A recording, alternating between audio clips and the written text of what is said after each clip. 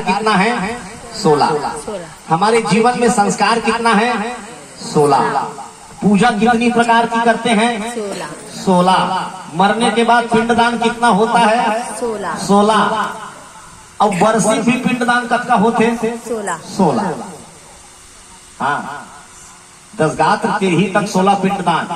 जहाँ पर प्राण छूटता है पहला पिंडदान, दूसरा पिंडदान दरवाजे से जब बाहर निकालते हैं, तीसरा पिंडदान मुक्ति धाम के पहले चौक चौराहे में, और 2 पिंडदान जलाने के समय दोनों हाथ में। 5 पिंड हो गया। अस्थि संचय में 1 पिंडदान 6, और 10 गात्र का 10 पिंडदान। 10 6 16।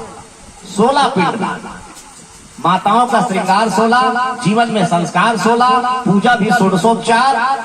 ये 16 का सुंदर आंकड़ा है। भानुमति 16 श्रृंगार करी। 16 श्रृंगार करके जा रही है। श्रृंगार करके जाने ही वाली थी, उसी समय भगवान कन्हैया पहुंच गए साधु के भेष में। और भगवान कन्हैया कहे, भानुमति कहाँ जा रही हो? भानुमति ने कहा, महाराज पति की आज्ञा है, दादा भीष्म पितामह से आशीर्वाद लेने जा रही है।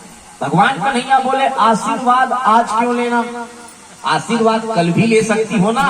और भगवान हंस दिए। और हंसना ही माया है भगवान की। हासो जनोन्माद करिंच माया। भानुमति समझ नहीं पाई और आशीर्वाद जो आज लेना था उसको कल के लिए स्थगित कर दिया।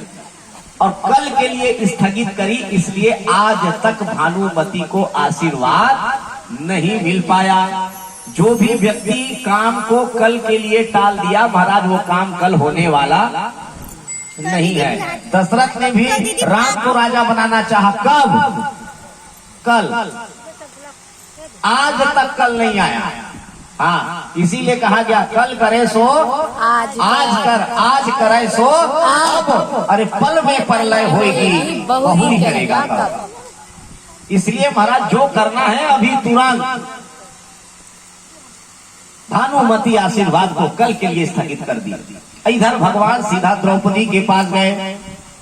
द्रौपदी अर्जुन के कक्ष में सो रही थी। मर्यादा का ख्याल नहीं किए भगवान। द्रौपदी से जाकर के कहे कि द्रौपदी चिर निद्रा में सो रही हो, कोई चिंता नहीं। अरे मालूम है तुम्हें, आशीर्वाद भानुमति को मिलने वाला है। कल तुम्हारी सुहाग की चूड़ी टूट जाएगी, मांग की सिंदूर समाप्त हो जाएगी, कल तुम्हारे 5 पति समाप्त हो जाएंगे, और तू चिर निद्रा में सो रही है। द्रौपदी ने कहा, महाराज तो इतनी रात को यही शुभ समाचार देने के लिए आए हो? अरे अगर ऐसा है, कल मेरी सुहाग की चूड़ी टूटने वाली है तो चिता बना दिया जाए, और मैं अपने पति के जाने से पहले मैं चिता में जल करके समाप्त होना चाहती हूँ। रच दो चिता, आन काढ़ प्रभु चिता बनाई। चिता बना दो, मैं उसमें अपना शरीर समाप्त कर दूंगी। भगवान बोले, द्रौपदी मैं तुम्हारा चिता बनाने नहीं आया हूँ, मैं तुम्हारे जीवन की चिंता को दूर करने आया हूँ। चल 16 श्रृंगार कर। आज द्रौपदी 16 श्रृंगार करती है। भगवान 2 रूप बनाए। एक रूप में द्रौपदी के रूप में अर्जुन के साथ विश्राम करने लगे, दूसरे रूप में द्रौपदी को रथ पर बिठाए हैं और रथ में बिठा करके चले हैं दादा से आशीर्वाद दिलाने के लिए। देखो आशीर्वाद किसको मिलना था भाई? भानुमति। दुर्योधन की धर्म पत्नी भानुमति को। अब आशीर्वाद किसको मिलना जा रहा है? द्रौपदी को। 16 श्रृंगार कराए, द्रौपदी को लेकर के चले। जाते जाते बहुत समझाए भगवान कि द्रौपदी आशीर्वाद मौन होकर के लेना है। जब तक आशीर्वाद नहीं मिलेगा तब तक के कुछ नहीं बोलना। हाँ, एकदम मौन रहना। और आशीर्वाद घूंघट काढ़ के लेना है तुम्हें। हाँ, घूंघट काढ़ के लेना है।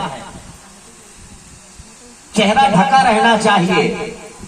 आज द्रौपदी भगवान की बात को मान करके महाराज चली है, रथ पर बैठी है। रथ पर बैठ करके महाराज रथ से नीचे उतरी है द्रौपदी। और जैसे द्रौपदी रथ से नीचे उतरी, जैसे द्रौपदी रथ से नीचे उतरी, उतरते ही आशीर्वाद देने के लिए जा रही है। जैसे आशीर्वाद देने के लिए जा रही है, आशीर्वाद देने के लिए जाते जाते चप्पल पहनी थी द्रौपदी। हाँ, चप्पल पहनी थी, क्योंकि पांचाल नरेश की बेटी है भाई। मणि लगे हुए थे चप्पल में, प्रकाश पुण्य निकल रहा था। भगवान कन्हैया बोले, द्रौपदी कम हियर प्लीज, वापस आओ। हाँ, द्रौपदी फिर वापस आई। क्या हुआ महाराज? अरे ये चप्पल निकाल के दो मुझे, क्योंकि यहाँ से प्रकाश निकल रहा है और आशीर्वाद तुमको अंधेरे में लेना है, दिखाई नहीं देना चाहिए, मालूम नहीं पड़ना चाहिए, आशीर्वाद तुमको अंधेरे में लेना है। द्रौपदी चप्पल निकाली, चप्पल निकाल करके भगवान कन्हैया को दे दी। भगवान कन्हैया चप्पल को बगल में दबाए और बगल में दबा करके खड़े हो गए। द्रौपदी सीधा गई, जा करके भीषम पितामह ध्यानस्थ भाव पर बैठे थे। द्रौपदी बिना कुछ बोले सीधा डंडे की भांति भीषम पितामह के चरणों में गिर गए। पाहि नाथ कही पाहि गोसाई, भूतल पर लकुट की नाई। डंडे की भांति जब गिरी, भीषम पितामह के मुख से अनायास आशीर्वाद